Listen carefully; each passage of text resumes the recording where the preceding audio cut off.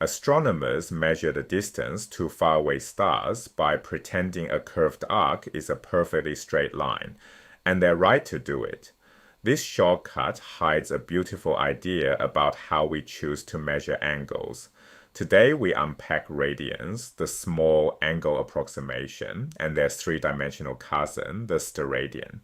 Picture measuring a star using an angle smaller than a coin viewed from miles away. From that tiny sliver, plus the trick of treating a curve as a line, we extract distances of trillions of kilometers. That sounds impossible. The resolution isn't some exotic telescope. It's the unit we use for angles. To see why this trick works, we need a better way to measure angles than degrees. Start with familiar trigonometry. Draw a circle centered at the origin O with radius r. A point on the circle at angle theta has horizontal coordinate x and vertical coordinate y, forming a right triangle. The sine of theta is the opposite side over the hypotenuse, y over r. The cosine of theta is the adjacent side over the hypotenuse, x over r. The tangent of theta is opposite over adjacent, y over x. Three ratios, all built from the same triangle. Hold on to these. Now the key idea, the radian. Draw two rays from the center, OS and OP, cutting the circle at points A and B. They carve out an arc of length S along the circle. Define the angle in radians as the arc length divided by the radius. Theta equals S over R. This is a pure ratio. Length divided by length, so the units cancel. That means the answer doesn't depend on which circle you drew. Double the radius and the arc doubles too, so the ratio stays fixed. The radian strips an angle down to its essential geometry. Sweep the angle all the way around. The arc grows until it's the full circumference, 2 pi times r. So a full turn in radians is 2 pi r over r, which is simply 2 pi. A full circle, 360 degrees, equals 2 pi radians. Now divide to convert. 1 radian is about 57.3 degrees, and going the other way, 6 degrees is almost exactly 0.1 radians. Keep that anchor in mind. When we say small, we mean angles around a tenth of a radian. Now that angles are pure ratios, watch what happens when they get small. Let's plot three things together on the same axis from 0 up to pi over 2. The sine of theta, theta itself, and the tangent of theta. All three leave the origin together, glued at the same starting slope. Then they fan apart. The tangent climbs fastest, curving sharply upward. The sine rises slowest, flattening as it bends toward 1. And theta, a straight diagonal line, sits neatly between them. So for any positive angle, the sine of theta is less than theta, which is less than the tangent of theta.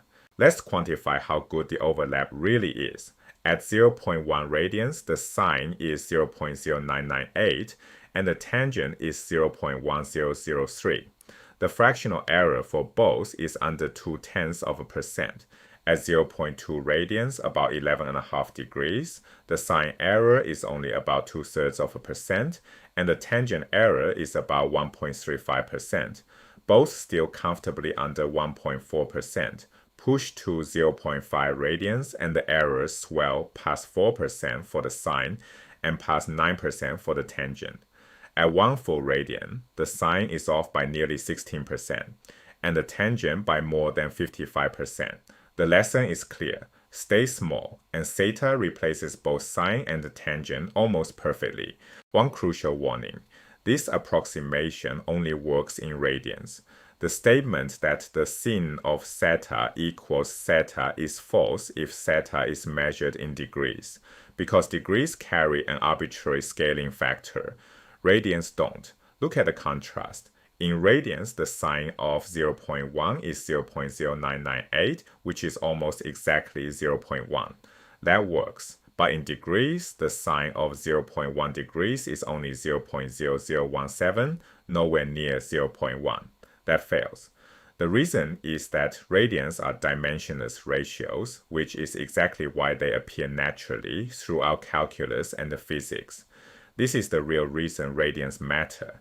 They make the sine of a small angle literally equal to the angle itself. This isn't just a math curiosity, it's how we measure the universe. Let's define the astronomical unit, 1 AU, as the Earth-Sun distance, about 1.5 times 10 to the 11th meters. Now define the parsec as the distance at which 1 AU subtends an angle of 1 arcsecond. An arcsecond is 1/3600th of a degree, which in radians is 4.85 times 10 to the minus 6. For such a tiny angle, the distance equals the baseline divided by theta. So 1 parsec equals 1 AU divided by 4.85 times 10 to the minus 6. That gives 2.06 times 10 to the 5th AU, or 3.09 times 10 to the 16th meters, equal to 3.26 light years. Now promote the idea one dimension up. A radian measures a flat angle as arc length over radius. Its three-dimensional cousin, the steradian, measures a solid angle as area over radius squared. Capital omega equals a over r squared. Carve a patch on a sphere whose area equals r squared, with sides roughly r, and you've enclosed exactly one steradian. How many fit on the whole sphere? The surface area of a sphere is 4 pi r squared. Divide by r squared, and the radius cancels again. The full sphere subtends 4 pi steradians, just as the full circle subtends 2 pi radians. Step back and see the pattern. By measuring angles as pure ratios in radians and steradians, hard trigonometry collapses into simple multiplication and division. A curved arc becomes a straight line. A faraway star becomes a tiny angle times a known baseline. Choosing the right unit is one of the most powerful moves in all of physics, and the radians are a perfect example.